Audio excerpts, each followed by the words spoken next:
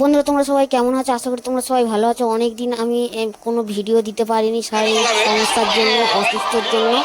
তো আজ আমি একটা ভিডিও দিচ্ছি। তো আমি আমাদের পাশের গ্রামে একটা মেলা হচ্ছে, তো হরিনাম সংকীর্তনের মেলা। তো সে মেলাতে এসেছি ও তার কিছু ক্ষুদ্র কিছু দোকান ও তার মেলার কিছু মুহূর্ত আমি তোমাদেরকে দেখাচ্ছি।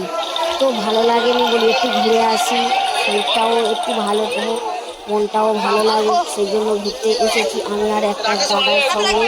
তো সত্যি বলতে গেলে আমাদের হরিনাম শুনতে শোনার মতন মনে বয়স যেন হয়নি, আর হরিনাম অল্প একটু শুনেছি। তো সেজন্য মেলাতে আমরা খালি ঘুরছি, মেলার যে এগুলো দেখছি, মেলাতে দেখতে খুব ভালো লাগছে। তো সেজন্য আমি মেলাতে এসেছি।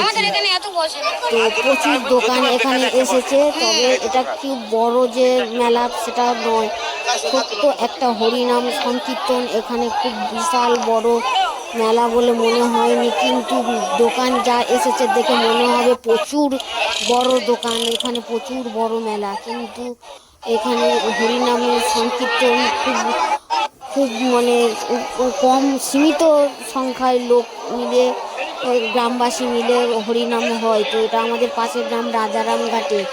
তো রাজারামঘাট হরিনাম সংকীর্তন। তো দেখো মেলাটা দেখছি, মেলাগুলো ঘুরিয়ে শেষ করা যাবে না। এক লাইনে ফুচকা, এক লাইন রোল, চাউমিন, নানান ধরনের খাবার।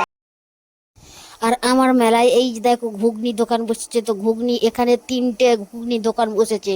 তো মেলার ঘুগনি খেতে কার না ভালো লাগে, আমারও তো খুব ভালো লাগে ঘুগনি। আর জিলাপি গজা, ও এখানেকার জিলাপি গজা, মেলার সেই শক্ত শক্ত গজা আর জিলাপি, এটাই না খেলে ভালো লাগে না। তারপর আমরা একটু হরিনাম সংকীর্তনের আসলাম, তো একটু হরিনাম দেখলাম, কারণ যেখানে যার জন্য এসেছি, তো হরিনাম তো একটু তো শুনতে হবে, সেই জন্য হরিনাম আমরা শুনতে এসেছি। দেখো